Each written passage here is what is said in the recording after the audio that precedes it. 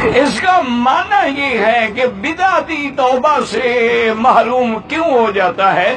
بدعت کرنے والا یہ سمجھتا ہے کہ نعوذ باللہ حضور نے پورا دین نہیں پہنچایا۔ نہ ایمان سے کہیں، ٹھنڈے دل سے اللہ کے کعبے میں بیٹھے ہو، حضور پاک نے دین کا کوئی ایسا حکم ہے جو نہیں پہنچایا؟ حضور نے وضو سکھلایا ہے کہ نہیں؟ انگلیوں میں خلال کرنا بھی سکھلایا ہے کہ نہیں؟ حضور نے مسح کرنا بھی سکھلایا ہے کہ نہیں؟ حضور پاک نے غسل کرنا بھی سکھلایا ہے کہ نہیں؟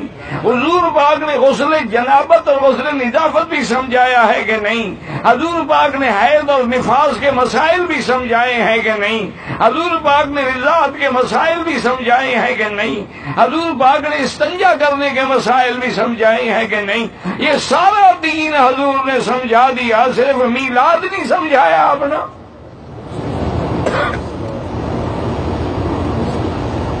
خدا کے لیے ڈرو اللہ سے۔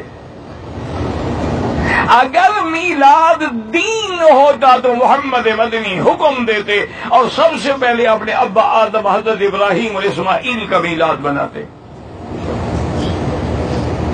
اور اگر دین ہوتا تو سب سے پہلے اہل بیت رسول اللہ اور اصحاب رسول اللہ ابی بکر عمر عثمان علی حسن حسین مناتے۔ اگر انہوں نے نہیں منایا، حضور نے حکم نہیں دیا تو واضح ہو گیا یہ بدعت۔